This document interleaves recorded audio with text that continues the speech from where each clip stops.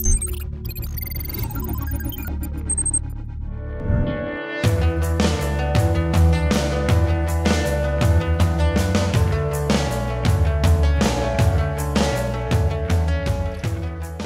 adventure bikes, both promising a lot of capability. One is the smallest member of the BMW GS family, the BMW G310 GS, and the other is the only dual-purpose adventure bike from Royal Enfield, the Himalayan. Both have been designed for touring, but there's a lot of difference in how they are designed, how they perform, and how they are priced.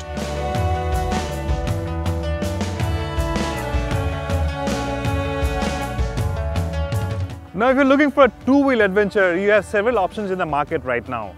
Globally, adventure motorcycles have been very popular over the past couple of years, and in India too, these bikes have picked up really well. There are a lot of options in the market right now. But if you're looking at the entry-level adventure segment, these two bikes quite cut it. That's the Royal Enfield Himalayan. It's been around for a while, but now it gets fuel injection and ABS as well. And this one is the smallest member of the BMW GS family. You get entry into the coveted GS family, yes, but this one comes with a slight premium. In fact, the price difference between these two bikes is almost double. This one is about 1.7 lakh ex-showroom and this one is about almost 3.5 lakh ex-showroom.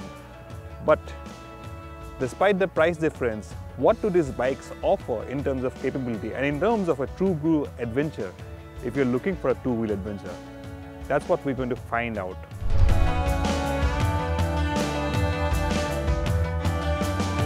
On the move, it is immediately apparent that it's the GS which offers more spirited performance. Long as you keep working the 6-speed gearbox and keep the motor spinning upwards of 4500 RPM, the GS can be entertaining to ride. Out of the highway, it will cruise comfortably at 120 km per hour. Although there are some vibes felt at high revs on the foot pegs, fuel tank and the handlebar. But what the GS lacks is low-end grunt, and that means you have to constantly work the gearbox in traffic.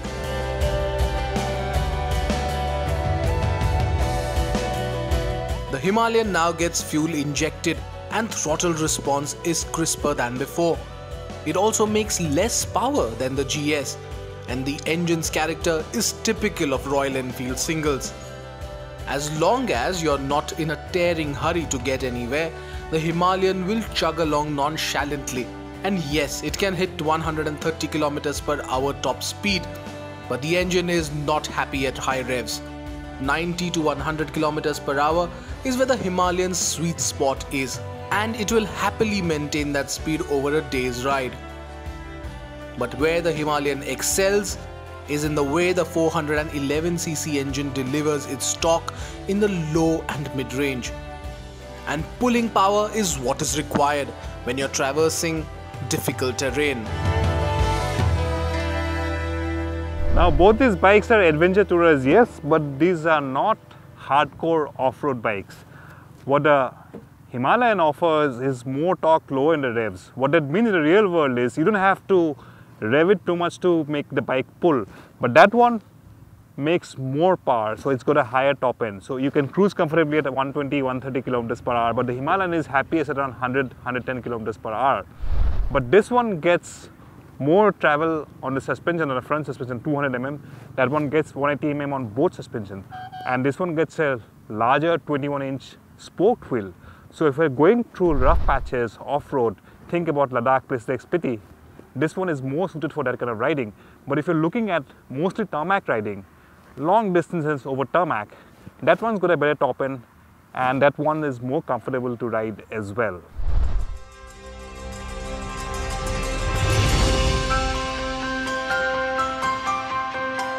The GS is also the better built bike, and it follows typical BMW GS styling.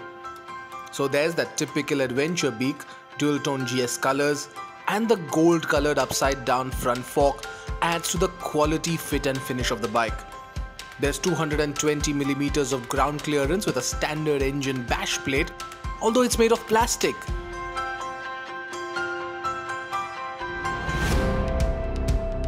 The The suspension has 180mm of travel at both ends, and there's a 19-inch front wheel. Although the alloy wheels with the adventure spec Metzeler Tourins offer decent grip, they have their limitations over loose surfaces. And the GS also gets standard dual-channel ABS, and ABS for the rear wheel can be disengaged for off-road duty. The Himalayan, on the other hand, has rudimentary styling. It's simple, utilitarian, and looks like it's meant to take on the rough, with enough space to hook up luggage and other essentials for an adventure. The Himalayan also gets 220mm of ground clearance, but it gets a larger 21-inch front wheel. Although the front fork is non-adjustable, there's more suspension travel and the wheels are spoked with tube tires.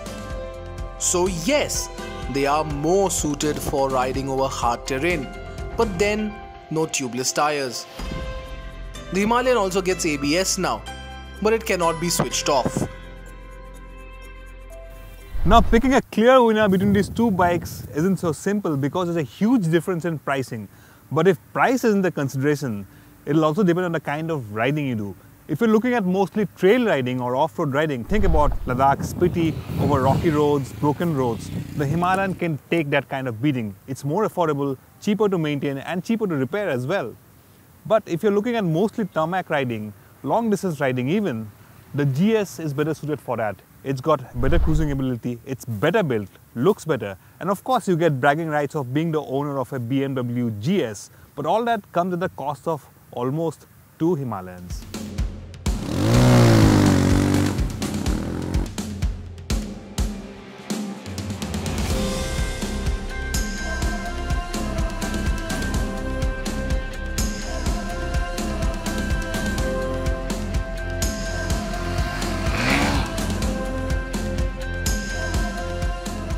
The GS offers an entry ticket into the world of BMW GS, but at nearly 3.5 lakh rupees ex-showroom, it is an expensive proposition for an entry-level adventure bike. Despite its quality, styling and finish, it's difficult to justify the price tag the baby GS carries. On the other hand, the Himalayan may not be performance-oriented, but it does everything expected from it quite capably.